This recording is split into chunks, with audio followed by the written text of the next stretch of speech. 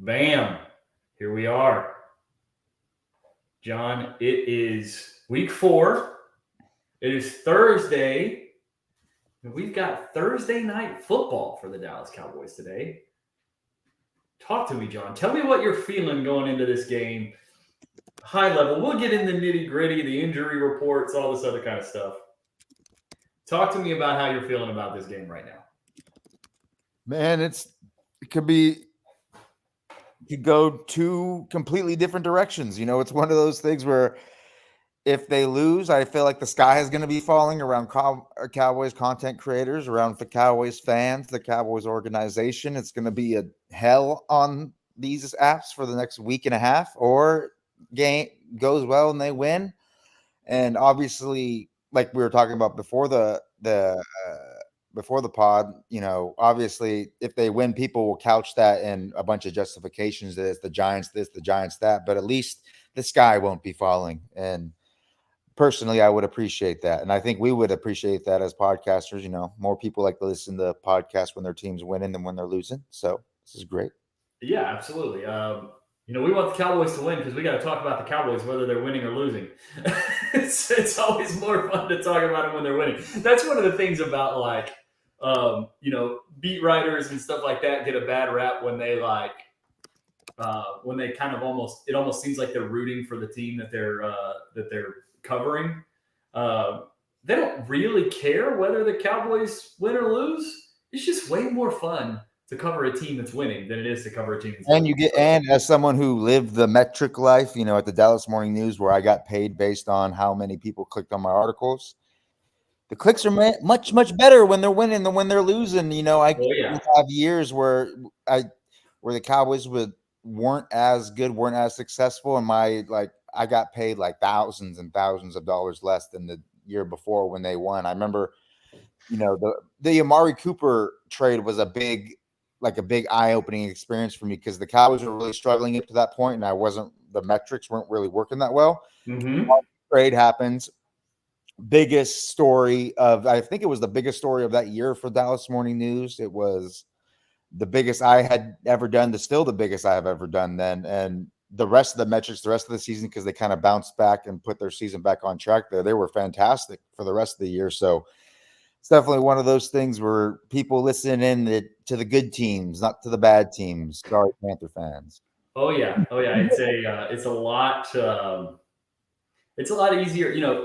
We've already seen it. We've seen our friends talk about it online. We've seen just this kind of general attitude that there's a lot of people that have watched every game for years, the full game, and the last few games they've just I don't need to watch the second half of this. I don't need to watch this.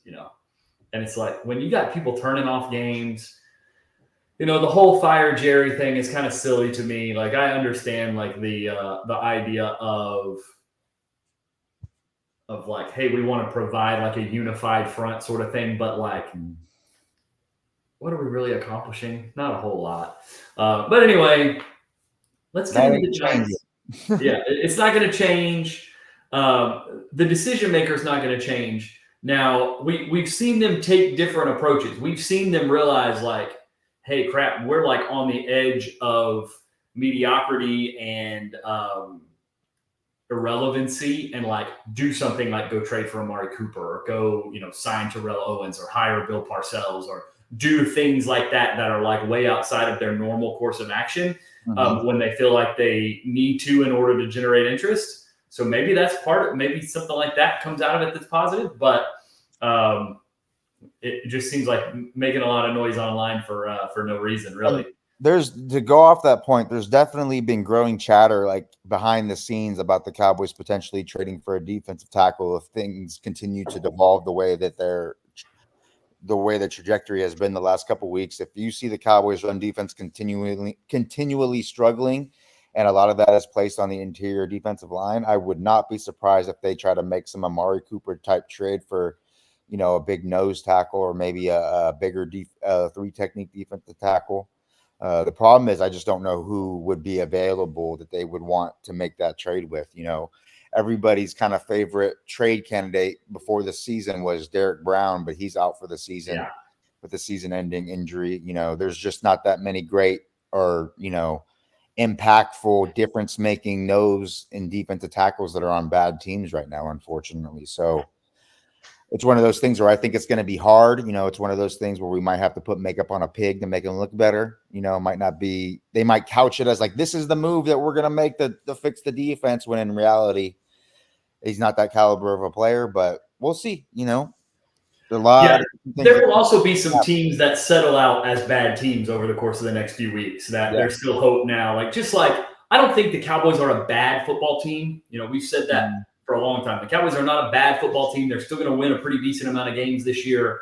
The way it looks right now, it doesn't look like they're on their way anywhere significant once the season's over, or once the regular season's over, just because they got problems with some of the stuff. But we've seen them have problems in September before. And by the time we get to December, they're one of the best teams in football. So last year, look at the offense last year, first 6 weeks of the season, then coming out of the bye, completely different. I keep making the joke on Twitter about how they're just waiting until the bye week to unleash the real offense, but it's more like they're waiting for the other teams to show them the good plays to run, so they can steal those and run them.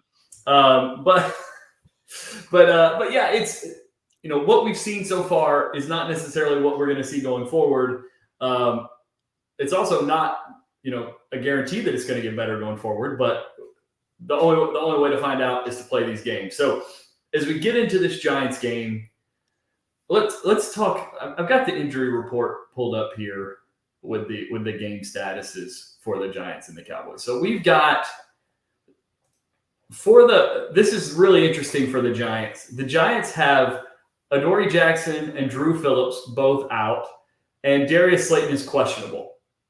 They've got several other guys on their injury report. Dexter Lawrence was limited all week with a foot, but he doesn't have a game status, so he's going to play. Nick McLeod, same deal. Knee injury, limited. He's going to play. Micah McFadden, he's going to play with a back. Jermaine Illuminor, he's got a thumb. And John Michael Schmitz, the center, he's got a neck, but those two guys were both full all week. So, and the Cowboys, the only two guys on their injury report that have game statuses are Marquise Bell and Kalen Carson, who are both doubtful. So a lot of secondary injuries in this game. And Trayvon Diggs, full participant, but on the injury report with a foot injury. Same thing with CeeDee Lamb, ankle injury. DeMarcus Lawrence with a shoulder. Mozzie with a back. Most of these guys all these guys are practicing though, so it's not a big deal. Injury-wise, big picture-wise, going into the game, how do we think this plays out? Where do we think the key matchups are? Who are the we know Malik Neighbors, we know that kind of stuff. What are the things that you're really watching for with your specific? You've got a specific focused eye. What are you looking for going into this game? Well, anytime Dexter Lawrence is in the game, I'm always going to watch him. Especially going up against a rookie center, Cooper Beebe. Who's going to be helped by two of the best guards in the NFL, and Zach Martin and Tyler Smith. But it's going to be interesting to see how those plays play out. It's going to be interesting to see how many times the Giants put 5-man surfaces on the line of scrimmage so that they can create those one-on-one matchups between Dexter Lawrence and Cooper Beebe. I think that's something to really look for, because that's something that puts a matchup definitively in the Giants' favor. Sticking on the off, and the same thing with the defensive line is the same thing with like Brian Burns versus getting matched up against Tyler Guyton and Terrence Steele one-on-one. That's something that can be a very worrisome matchup for Cowboys fans. Something to keep an eye on to see if the Cowboys have any answers for those situations when the Giants are trying to scheme up those one-on-one pass rush snaps. I think that's going to be very interesting. And obviously, going on the other side of the ball, how is the Cowboys interior defensive line going to do against the Giants interior offensive line? Now, I don't think the Giants interior offensive line is really that impressive, with Runyon, John Smith Jr. or John Michael Smith Jr. And I think Greg Van Rotten or whatever is the right guard. So I don't think they're as talented as the interior offensive line they faced the last couple of weeks, but the Cowboys are one of the least talented teams when it comes to defensive tackle and defensive tackle depth. So it's going to be interesting to see how that plays out. And if the Cowboys interior defensive line does play better, I think you'll magically see the linebackers perform a lot better, like it's magic. So those are a couple interesting things that I'm going to be keeping an eye on. One more thing that I'm interested in, especially because this kind of plays into the point I've kind of been harping on all week, is I wonder if the Giants are going to try to utilize Daniel Jones' his legs more often after seeing what Lamar Jackson was able to do to the Cowboys last week and how the Ravens were able to scheme up such big numbers advantages on the perimeter because the Cowboys is, stubborn scheme answers to what the Ravens were doing. So I would be interested to see, because Jones looks like a really dorky white dude, but that dude's athletic. That dude can run. He's one of actually the most athletic quarterbacks in the NFL. So it's something I've honestly been surprised that hasn't been Daniel Jones's legs haven't been utilized more throughout his career. And I wonder in this matchup, in this situation, if maybe they'll look to lean on that more. But besides that, it's just like you said, Malik Neighbors versus Trayvon Diggs is going to be, that's a pay-per-view worthy matchup right there. Really worried about when they're able to get Malik, because the Cowboys, they kind of stick their corners on one side of the field. I wonder if with Kalen Carson and Deron Bland most likely out, if they're going to have Trayvon Diggs shadow Malik Neighbors. They've done that sparsely in the past, but I think in this situation, it's something that would be kind of smart to do, especially because you're not really – the other Giants receivers are not terrible, but you're not really scared of them. So it's going to be interesting to see what the answers that Zim and them come for all the problems that the Giants offense can create, given the lack of personnel that the Cowboys have on the defensive side of the ball right now. Yeah, I think, there's obviously lots of answers you can get to try to take care of. Now, Malik Neighbors is production because Daniel Jones is just going to throw him the ball over and over and over again. Like he's, I think, 35% target share or something like that, like some insane number of the number of targets that the Giants have on the year have gone to Malik Neighbors, which is like, hey, you've got one really good player on offense. We saw the Cowboys do this with CeeDee Lamb last year. Where like you got one guy who's like way up there in the upper echelon, just throw him the ball over and over and over again. And if you can succeed doing that, fantastic. Like, that's great. I think there are some answers that Zim can get to. Really, what it comes down to me is can they put the Giants in positions where they have to throw the football? Because the Giants' offensive line is a lot better than it was, over the course of the last couple of years. I still don't think they can protect Daniel Jones against this Cowboys pass rush in true pass situations, where as you would say, Invader Zim gets to cook and gets to bring out all the crazy stuff that he's probably had cooking for 3 weeks that he hasn't been able to pull out because they haven't been able to get anybody to third down. If they can get this team to third down or get them behind where they get a lead and force them to throw a lot, they're going to have a chance. But yeah, it really comes down to how does the interior play on both lines of scrimmage for me. Where can the Cowboys' interior offensive line that has been up and down a little bit, probably even for we showed it on film. They're tripping over each other. They're all this kind of stuff. There's a lot of kind of disconnection and all that kind of stuff going on in the offensive line in general. Can the interior of the offensive line hold up against Dexter Lawrence? And really, that's the guy. Like, if you can hold up against Dexter Lawrence, you'll be okay. Like, Brian Burns is a fine player, but to me, he's not a guy that wrecks a game. Like, Dexter Lawrence is the guy on this defense that wrecks a game. So I wonder if you see, like, the Cowboys line up, and if you get those 5-man services to create those one-on-ones, does Dak just full slide the offensive line to put 2 people towards Dexter Lawrence if he's over the center and just either leave an edge, whether it's, Ojulari or Thibodeau or whoever it is, with a running back or a tight end blocking him, and he, that's the guy that he's sort of responsible for. But he knows, hey, we're going to get Dexter Lawrence blocked. And if we get Dexter Lawrence blocked, everything else will be okay. And we already talked about the corner injuries. They don't have great depth at corner anyway. They didn't have great quality at corner anyway. So if we can get Dexter Lawrence blocked, there's plays to be made down the field. Dak, the Giants send Dak a present on Father's Day every year for a reason. So, like, I think he's 12-0 against them since 2017 or something like that. Awesome. So like that's his stadium. He owns the team. Like if there's any team that is a good thing that they came up against this week, it's him or it's the Giants. But they definitely still need to handle their business. We've seen a lot of talk about the detail on defense and stuff like that, and it's one of those that, you know, we kind of heard chatter, you know, that part of the reason why they played things so simple under Dan Quinn was because it's what, you know, some of the defensive players could handle. And we thought a couple of those defensive players. Don't say his name 3 times, Joey.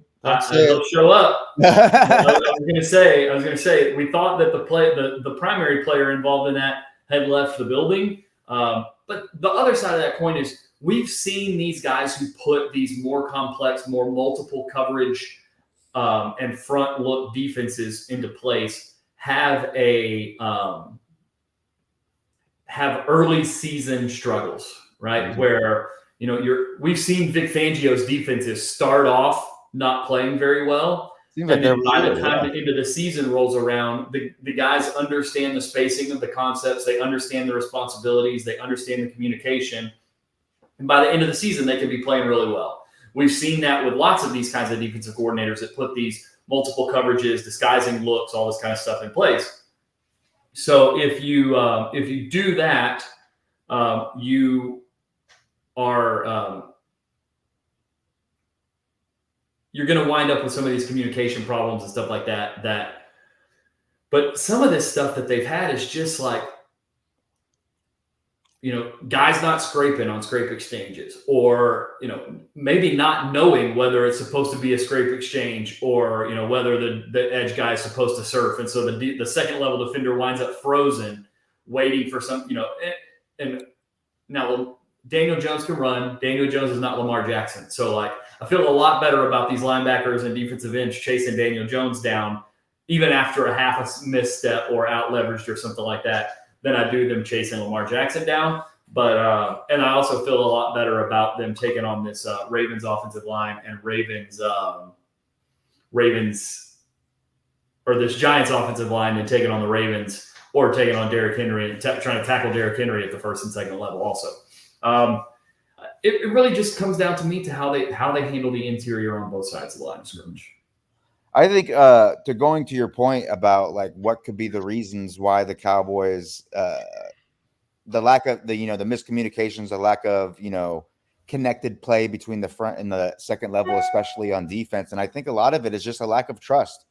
I think the linebackers, you know, for the first couple of weeks, they were playing behind interior defensive line that was just getting blown off the ball, so that they couldn't trust that their players would be in the primary gaps. And you see it all the time when running backs are coming. You see the second guessing of the linebackers, kind of like peeking into a gap and trying to jump over into another gap type thing, because they don't know where the defensive tackle is going to land. And I think that has only like compounded itself each week. And you kind of heard Micah talk about it last week after the game, where he was talking about the players the players behind him need to trust that he's going to do his job correctly, so that they can carry out their responsibilities properly under the scheme. And I think that's something, I think that was a really telling nugget about some of the issues that the Cowboys had on those scrape exchanges, is because why isn't Kendricks immediately scraping over? Because he doesn't trust Micah to crash down correctly and to fill that gap and to clog those interior gaps so that he can have the freedom to scrape and chase Lamar Jackson. You know, you see this Donovan Wilson jumping out of his gap. Yes, that was where I was going. Why is Donovan Wilson flying 3 gaps play side on a running play? It's because he believes that the interior defensive linemen on that side are going to get blown 3 gaps away from play side. So he's got to get there, and he's got to get there now to make the tackle, even if it's not his job. He's trying to make the defensive line, he's trying to make the situation okay. And it winds up looking real bad because you get a cutback, because he fills the front side gap. Yeah. So Derrick Henry cuts back. There's nobody there to fill the backside gap. But it's not his responsibility in the design of the run defense. But he can't trust the design of the run defense because they can't trust the guys on the front to do the job. Mm-hmm. Now, I will say, and I think you pointed it out on Twitter for sure. I saw it watching the tape, and we may have even talked about it a little bit on Tuesday. There was like a 2 or 3 series period of time in the fourth quarter of that Ravens game that was the best football I've ever seen Mozzie Smith play. Mm-hmm. Like at Michigan, in training camp, in the preseason, in the regular season last year, the first few weeks this year, there was like a 2 or 3 series sequence where like he's making tackles near the line of scrimmage, which we talked about Mozzie coming into the league, and I'm like, yeah, he's in a gap, but he's never making a play. Like when you see these guys who turn into these dynamic nose tackles in the NFL, it's guys who are shedding blocks and making tackles at the line of scrimmage in college, and it's just not something Mozzie did. And part of that's the scheme he was in, lots of parts of that. But he did that a couple of 1 yard gains with Mozzie Smith tackles on them at the end of the play description is like a really positive development for the Cowboys. Now we'll see if it was the Giants had run the ball 40 times and their offensive linemen were tired, or if it's a Mozzie Smith figured some things out as the game went along. And we'll see how it manifests itself here. But that's the kind of stuff that they're going to need is they're going to need those interior defensive linemen to play their responsibilities the way they're supposed to play them. So those second and third level defenders can kind of settle into what their responsibilities and what their fills are and things like that. Yeah, 100%. And another thing that I think was great, not only was Mozzie shedding more assertively in those in that 2 to 3 series sequence, he was holding up against double teams. He was, and he wasn't just taking on the block and then allowing the guy to climb to the second level. He was occupying those blocks that they weren't creating the movement to the point where the climber on the combo felt comfortable enough to come off the block to go to the second level. Yeah. And that allowed the Cowboys to create that wall. The Mike Zimmer, is such a big tenet of his run defense, is creating that wall up front. And you finally saw it for those 2 or 3 series. And the Cowboys run defense was as good as it's been the entire season for those 2 or 3 sequences. Now, and they got stops and the offense scored points and they looked like a normal football team. And so like that, we talked about how it was going to take Mozzie some time this year. Who knows if it was a 6-play sequence that made Mozzie played really well and he doesn't have that in him for 20 or 30 plays a game, or we'll see if, maybe he does have it in him for 20 or 30 plays a game. And because it's what they need is they need somebody in that interior to hold up and get off blocks. And if they can do that, then they'll be okay. I think a big positive from it is in the past when Mozzie Smith has started games struggling a little bit against run defense, it kind of devolved, it was something that he never dug himself out of those holes. But the fact that he kind of struggled a little bit in the first half, even though he did make some decent plays like that play where he was able to chase down Lamar Jackson to the sideline, showing off that he's faster than Micah Parsons, taking digs at everybody who said that Overshown's faster than Parsons because he got to Watson faster on one play. But never mind. It has nothing to do with what we're talking about now. But the fact that he was able to dig himself out of that hole in the play, like not only like functional nose tackle play, actually like good nose tackle play, those 2 or 3 series in the fourth quarter. That's something that I think that if he turns his season around and starts playing well, we're going to think of that, 2 to 3 series sequence as kind of the turning point in not only his season, but potentially in his career. It's one of those things that we can look at as a definitive like stopping point of when the Mozzie, what he was and what he's turned out to be, so it's one of those things. Hopefully he builds off that momentum this week going forward. I think this is an offensive line that he can, if he was going up against, a Creed Humphrey or something on the Chiefs, it might be tough, but the fact that he can build on that performance going against, a John Michael Smith Jr., the Greg Van Rottens, those guys, I think it sets up for Mozzie Smith to put together another promising performance. There you go. So we have a question from Fisher Kid, and you're more qualified to answer this than anybody else that talks about football and about the Dallas Cowboys. So I'm going to let you answer this, and then I'll give my take if I have anything to add, which I doubt I will. What has been Mozzie's biggest problem? What is it that puts him out of position? What does he need to do to get better? Like anything, I don't think it's just one particular thing. I think it's a multitude of things coalescing together that's creating his issues. I think obviously being late off the snap is not good. You're allowed. The biggest problem with being late off the snap is that you're especially when you're playing that nose tackle is you're giving the center the ability to get his first two steps in the ground quicker and to establish contact. And That so first meaningful much, contact. Yep. yeah, the first player to establish meaningful contact in interior offense and defensive line play, like something like 80 to 90% of the time, that is the person who's going to get the better of the other one on that rep. It's because you're establishing better hand position. If you're playing correctly and your takeoff and everything is correct, you're playing with better pad position. You're able to control the block as they're getting their, you have both your feet rooted in the ground and you're creating contact as they're still getting their second foot in the ground. And when they're on one foot and you make contact, you're going to create some shock, on contact. And I think that's something that's very important. But I also think there's a bunch of other things, Mozzie Smith's pad level gets really bad, especially when he's rushing the passer. He gets really peaky trying to look over offensive linemen, and that eliminates his ability to generate power.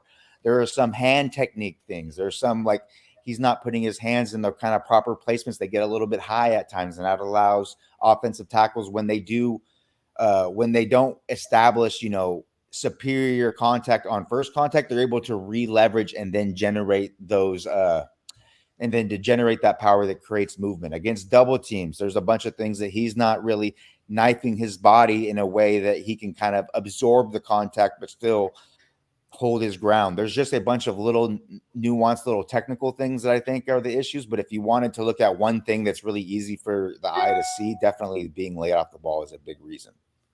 Yeah, I think you're right. I think that, and when it's bad, it's because it snowballs, right? It's because he's laid off the snap, which means he's not generating the first meaningful contact, and then his pad level comes up, and so when his pad level is up and he's laid off the snap, he's getting beat to the first meaningful contact. A lot of times he's getting double teamed in the run game because of where he's located. And so when your pad level is high and you're laid off the snap against a double team, you're going for a ride. Like, it's not going to be pretty. And so, that's what's happened to him a lot. And so when you see what he's got to get better at is the pad level thing is the hugest thing to me, is because, like, even if you're like a half a tick late, but your pad level is okay, like, it becomes harder for that center and that double team to really get great leverage on you. Even if you're a half tick late and they get the first meaningful contact, you can still stalemate the rep and not lose the rep if you have good pad level and you play with good hands. But it's like it allows you to stay square. So much about playing nose tackle is staying square against those double teams and not getting turned to create that crease that the running back needs. I think like you said, the pad level thing I think is the biggest issue, especially against these outside stretch zone runs where the offensive line is moving lateral. Mozzie Smith has had a really hard time keeping his pad level at an optimal and his hip level, honestly, at optimal positions when moving laterally, especially. That's something that is very difficult for bigger nose tackles to do. He's not the biggest guy right now, but it's something that plagued. I remember reading Arif Hassan did a really good write-up about the Vikings defense before, that I was researching for Zimmer's defense, looking for nuggets about, what kind of scheme he's using, how it's evolved over the years. And he had a really, really good write-up about Linval Joseph, about how he's developed over his career. And one of the things that they talked about most was the reason why he has such a wide stance is because against those lateral runs, he used to have a tendency to pop up. So they would put him in a wider stance. So when he takes that first step, it would kind of inherently keep his pad level a little bit lower, rather than when he was a little bit narrower, he had a tendency to pop up immediately when he would come laterally. So I thought that was really interesting. And that's maybe something I'm not somebody who likes their defensive tackles to play with wide stances. I think it kind of hurts your ability to generate power, and Linval Joseph gets away with it because he's a 350-pound giant. So, but it's just there's so many little technical nuanced things that are really tough to see to the naked eye, especially from the sideline view watching live, that you can only see when you're really getting nitty gritty into the all 22, into the end zone view and stuff like that. And I think those are the issues that are plaguing Mozzie Smith so much, and why it's so hard for the casual fan to see, why is he getting blown up so much? I don't see him doing anything particularly different than, other nose tackles that are doing a much better job. And they go, oh, it must be because he's just laid off the ball, or because he doesn't weigh as much as he did when he came into the league. But there's just so many little technical nuances that are creating those situations, in my opinion, at least. Yeah, I think you absolutely nailed it. I think as funny as it is, he really is the hope for this Cowboys interior, because, like you said, there's not really a bunch of guys out there. Now, some of it may materialize as, I don't think in week 3 or 4 we were thinking that Amari Cooper was going to be available for trade the year that he got traded. True. So something could materialize in terms of a team turn. Something goes bad with a team that, might be 1-2 or 2-1 right now, and 4 weeks from now they're 2-5, and they're ready to make a deal. Or a player might start. You just never know. But really, his development, his improvement is really kind of the hope to create some stability on this defensive line. Is for him to start playing the way he needs to play, and for that to turn into trust from the second level defenders, like we talked about, and then being able to have that manifest itself in more second and longs, more third and longs, less.